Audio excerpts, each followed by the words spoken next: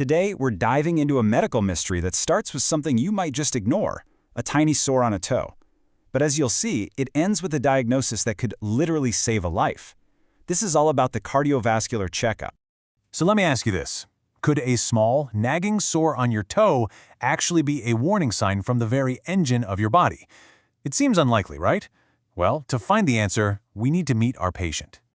And to figure this out, we're going to follow a real-world case. This isn't just some textbook example. This is the kind of thing that shows how a really thorough assessment can uncover some pretty big hidden truths about our health. Okay, so here he is. Our patient comes in with this sore on his left big toe. It's been bugging him for about 3 weeks. He says he doesn't remember hitting it or anything, but the pain, wow. He says it's an 8 out of 10, and it gets way worse at night. Now you look at his initial vitals and they seem pretty normal. But you see that BMI? It's a little on the high side. At first glance, you're probably thinking, okay, it's just a local issue with his toe. But is it? Before we jump to any conclusions about that toe, we've got to take a step back. We need to understand the incredible system that's at the heart of this mystery. Your body's engine, the cardiovascular system. At the center of it all, of course, is the heart. Just think about it. It's this incredibly powerful 4-chambered pump. It's working non-stop, every second of every day, pushing blood exactly where it needs to go.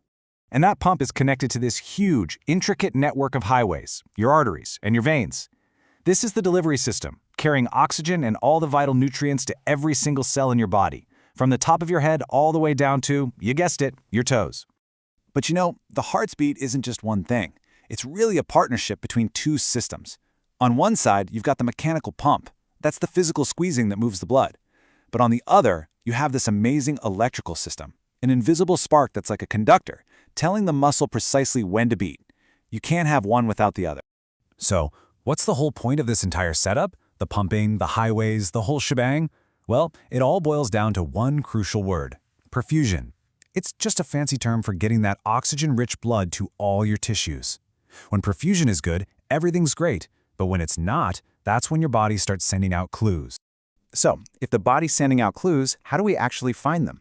This is where a healthcare professional really becomes a kind of detective, using a specific set of tools to figure out what's going on. And they've got 3 main tools in their toolkit. It's actually pretty simple when you break it down. First, inspection. You just look. Second, palpation. You use touch to feel for things like pulses or how warm the skin is. And third, auscultation. You use a stethoscope to listen in. Look, feel, and listen. That's the core of it. All right, detective hats on. Let's start using these techniques. For every part of this checkup, we're on the lookout for what's expected versus what's an unexpected red flag, something that tells us, hey, something's not quite right here. First stop, the neck. You might not think to look here for a foot problem, right? But what a professional is looking for are those little pulsations in the veins. A gentle pulse is normal, but if those veins are bulging out or pounding really hard, that could be a sign of high pressure somewhere in the system. Okay, next up, we grab the stethoscope and listen to the heart itself. What you want to hear is that classic, steady lub-dub, lub-dub. But any extra sounds like a whoosh, a click, or a gallop, well, those are red flags. They can mean a valve isn't closing right, or maybe the heart muscle is working too hard. All right, now we're getting warmer. Moving down to the arms and legs, we're inspecting the skin. We expect to see healthy skin, maybe some hair on the legs. But what are the unexpected findings? Things like ulcerations. Sound familiar? Or maybe a strange lack of hair where it should be. These are huge visual clues that the tissues aren't getting the nutrients they need. And finally, we use touch. The skin should feel warm. Then you check the pulses, in the feet, in the wrists. They should feel strong and be the same on both sides. But if the skin is cold to the touch, or if a pulse is really weak, or worse, you can't find it at all, that is a major, major red flag.